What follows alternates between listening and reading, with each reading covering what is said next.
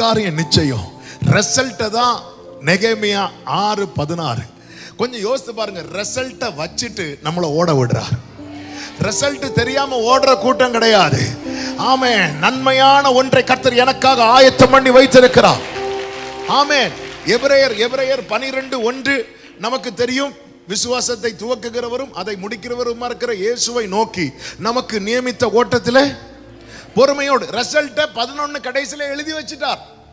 11 கடைசியில் என்ன சொல்லப்பட்டிருக்கிறது? அவர்கள் எல்லாரும் நம்மை அல்லாமல் பூரணராகாத படிக்கு விசேஷித்த நன்மையானதொன்றை தேவன் நமக்கென்று, பக்கத்தில் 2 பேர் கையை கொடுத்து சொல்லுங்க, நமக்கென்று முன்னதாகவே நியமித்திருந்தா. ஆகையால் ஆமென். 12 எப்படி ஆரம்பிக்கிறது? ஆகையால். அப்போ ரிசல்ட் இருக்கு. ஆமென். எல்லாம் ரிசல்ட் என்ன? நெகேமியா 6:16. ரிசல்ட் என்ன? நெகேமியா 6:16.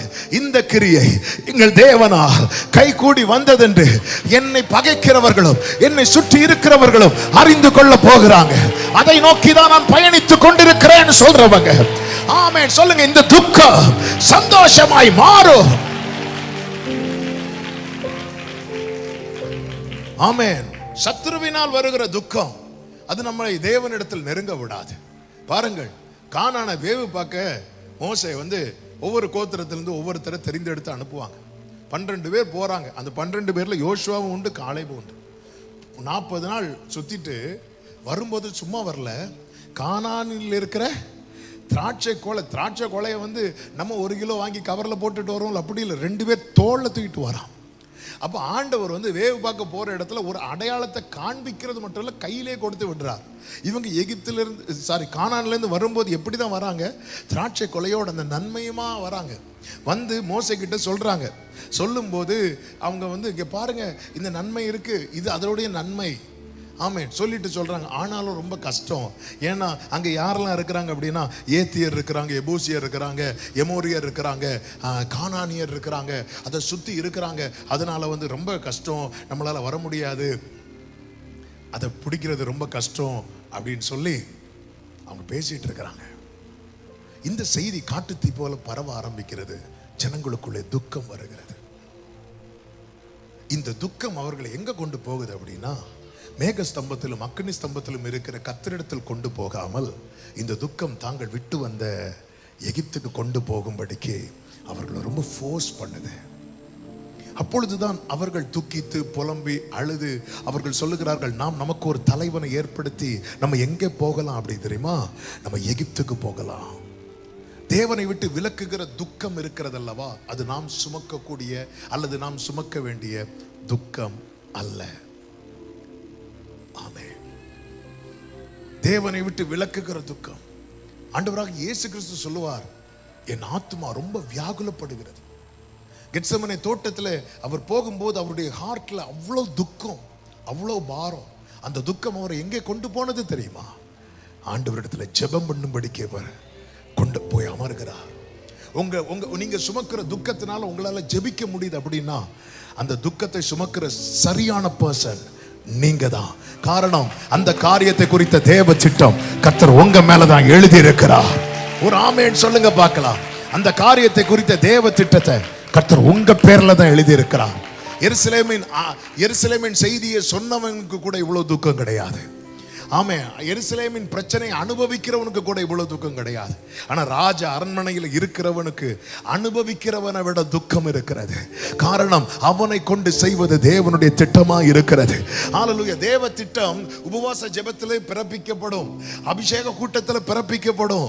ஆமென். ஒரு தீர்க்கதரிசி தலையில கை வச்சும் சொல்லப்படும். ஆனா சில நெகேமியாக்களுக்கு ஆமென் தேவ துக்கம் அவர்கள் நடக்கிற கண்ணீரின் பாதையில பிறப்பிக்கப்படும், அவர்கள் நடக்கிற துன்பத்தின் நடுவில் பிறப்பிக்கப்படும், அவர்கள் நடக்கிற மரண பள்ளத்தாக்கில பிறப்பிக்கப்படும். இன்னைக்கு நீ வடிக்கிற கண்ணீர், இன்னைக்கு நீ சந்திக்கிற பிரச்சனை உன்னை குறித்த தேவ திட்டத்துக்கான பிறப்பிடம். ஒரு ஆமென் சொல்லுங்க பார்க்கலாம். ஹல்லேலூயா. ஆண்டவருக்கு இப்போ பாருங்க, நான் சுமக்க கூடாத துக்கத்தை நான் சுமக்கும் போது அது என்ன எங்க தான் கொண்டு போகுதுன்னா தேவனை விட்டு தூரமாய் கொண்டு போகிறது. இன்னைக்கு நம்ம எந்த துக்கத்தை சுமக்கிறோம்? தேவனை விட்டு தூரம் போகிற துக்கத்தை சுமக்கிறீங்களா? உங்களுக்கு சொல்லப்படுகிற செய்தி, உங்கள் கவலைகளை அவர் மேல வைத்து விடு. ஆங்கிலத்தில் அது எப்படி இருக்கும்? அவர் மேல எறிந்து விடு. கர்த்தர் மேல உன் பாரத்தை எறிந்துரு, தூக்கி போட்டுரு அப்படின்றார். தூக்கி போட்டுரு, தூக்கி போட்டுரு, அதை தூக்கி போட்டுரு. ஏன்னா அது இந்த துக்கம் உன்னை ஜெபம் பண்ண விடல, இந்த துக்கம் உன்னை தேவனிடத்துல சேர விடல, இந்த துக்கம் உன்னை தேவனோடு நெருங்க விடல, இந்த துக்கம் உன்னை தேவ சமூகத்தில் அமர விடல. அது நீ சுமக்க வேண்டிய துக்கம் அல்ல. ஆண்டவர் சமூகத்தில் விட்டு விடு, விட்டு விடு, விட்டு விடு. ஆண்டவர் சொல்ல, வருத்தப்பட்டு பாரம் சுமக்கிறவர்களே நீங்க எல்லாம் என்கிட்ட வாங்க, நான் அதை மாத்திட்டு நீ எதை சுமக்கணுமோ அதை நான் உனக்கு வைக்கிறேங்கிறார். நீ சுமக்க வேண்டிய நுகத்தை நான் உன் மேல வைக்கிறேன்.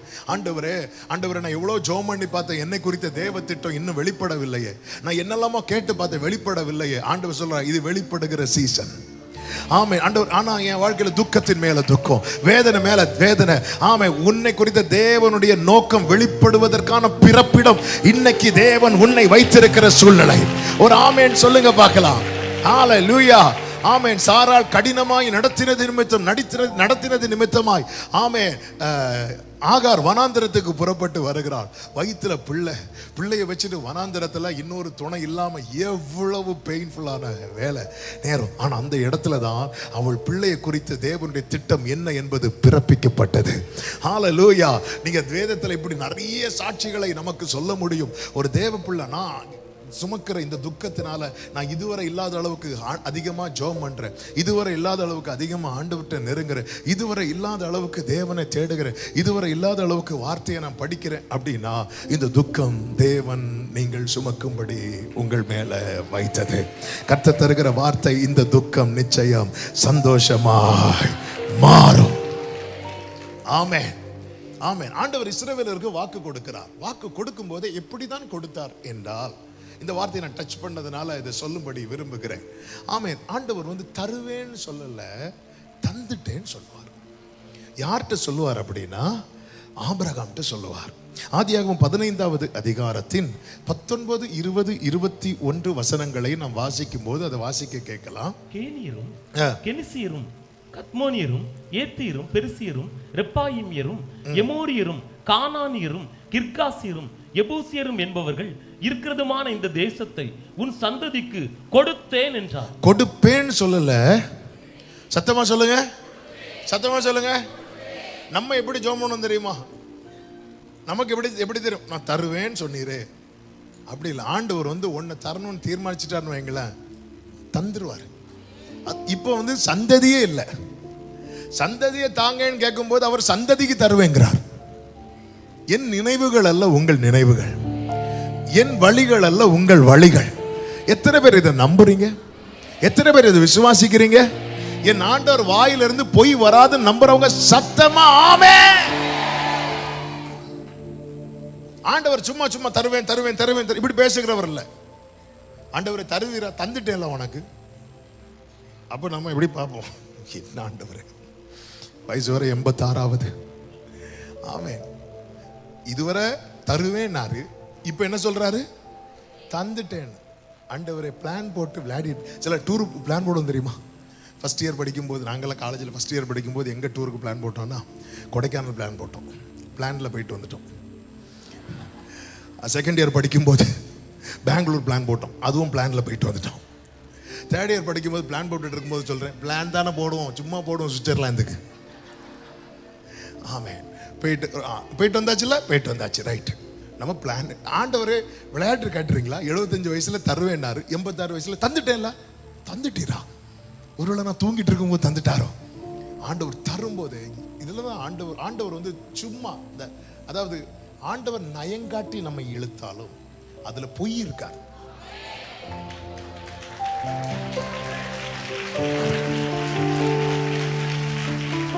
ஆண்டவர் ஆசை காட்டி இழுத்தாலும் அதுல என்ன இருக்காது தெரியுமா?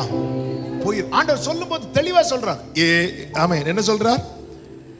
கேனியர், கெனேசியர், கத்மோனியர், ஏத்தியர். அதன் அர்த்தம் என்ன? நாளைக்கு நான் எதை அடைய போகிறேன் என்பதும் அவருக்கு தெரியும். நான் சுதந்திரிக்க போகிற என் சுதந்திரமும் அவருக்கு தெரியும். நான் சந்திக்க போகிற என் பிரச்சனைகளும் அவருக்கு தெரியும். ஹல்லேலூயா. இது நடுவில் ஆமென், ஆண்டவர் உங்களுக்குன்னு ஒரு திட்டத்தை அல்லது ஒரு நன்மையை வச்சிருக்கும் போது எப்பவுமே சத்துருக்கள் அதை சுத்தி இருக்கதான் செய்வாங்க. ஆனாலும் ஆண்டவருடைய கரம் அதில் இருக்கிறதுனால உங்களுக்குரியது உங்க கையில வரும். சத்துருவே வந்தாலும், ஒரு பாளையமே எதிர்த்தாலும் அது. இப்ப ஆபிரகாம்கிட்ட கொடுத்தேன் அப்படிங்கிறார். இப்ப 400 வருஷம் கடந்தாச்சு. இப்ப மோசே வனாந்திரத்துல ஆடு மேய்த்து கொண்டிருக்கிறார். ஆமென். அப்பொழுது கர்த்தர் முட்செடியில மோசைக்கு தரிசனமாகி என்ன சொல்றார் அப்படின்னா, யாத்திராகமம் 3:17 வாசிக்கலாம். அதுல கர்த்தர் சொல்லுகிறார், நான் உங்களை எகிப்தின் சிறுமையிலிருந்து நீக்கி பாலும் தேனும் ஓடுகிற தேசமாகிய கானானியர், ஏத்தியர், எமோரியர், பெரிசியர், ஏவியர், எபூசியருடைய தேசத்துக்கு கொண்டு போவேன் என்றும். அங்க என்ன சொல்றார்? இங்க என்ன சொல்றார்? கொண்டு போவேன், கொண்டு போவேன். அப்ப இங்க என்ன சொல்லல?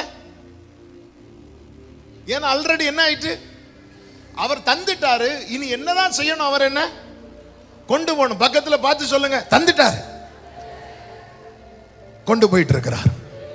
இந்த புத்தகத்துக்கு பேர் அதனாலதான் யாத்திராகமம், யாத்திரை, எக்ஸோடஸ். இப்ப அவர் என்ன பண்றாரு? அதனாலதான் நான் ஆரம்பத்திலே சொன்னேன், இது ஒரு பயணம். ரிசல்ட் இருக்கு. உங்களுக்கு கொடுக்கப்பட்ட பிராமிஸ உங்க லைஃப் உடைய ரிசல்ட்டா நீங்க பார்த்துட்டு டிராவல் பண்ணுங்க. ஆமா, அந்த அப்படி பார்த்ததுனால தான் தாவீது சொல்லுகிறார், நான் துன்பத்தின் நடுவில் நடந்தாலும் நீர் என்னை உயிர்ப்பிப்பீர், நான் மரண இருளின் பள்ளத்தாக்கில் நடந்தாலும் என் கூட அப்பா இருக்கிறீர். ஹalleluya. ஆமென். 400 வருஷத்துக்கு முன்னாடி கொடுத்தேங்கிறார். 400 வருஷம் கழிச்சு இதெல்லாம் யாரும் ஞாபகத்திலே வைக்க போறாங்கன்னு சொல்லிட்டு மாத்தல. நம்ம தான் வருஷம் வாக்குத்தத்தத்தை மாற்றுவோம். போன வாரம் என்ன ஆண்டு? ஜெயத்தின் ஆண்டு. இந்த வாரம் என்ன ஆண்டு? திருப்தியின் ஆண்டு. அதுக்கு முந்தின வாரம் என்ன ஆண்டு? சகலத்தையும் திருப்பிக் கொள்ள ஆண்டு. ஆமே, நம்ம மாத்திட்டே இருப்போம், ஆண்டவர் மாத்த மாட்டார். இப்ப அதை கொடுத்துட்டேன், அவ்வளவுதான். ஆண்டவர் இப்போ என்ன பேச போறீங்க? கொண்டு போறேன். எங்க கொண்டு போறீங்க? எதை நான் உனக்கு கொடுத்தனோ அதை அடையும்படிக்கு நான் உனக்கு கொண்டு போறேன். ஹல்லேலூயா. இப்போ உங்க வாழ்க்கையில் ஒரு பயணம் இருக்கு தெரியுமா? ஆமா, உங்க பழைய ஃபைல் எல்லாம் தட்டி பாருங்க. அவர் என்னென்ன கொடுத்தார் என்பது உங்களுக்கு சொல்லப்பட்டிருக்கும்.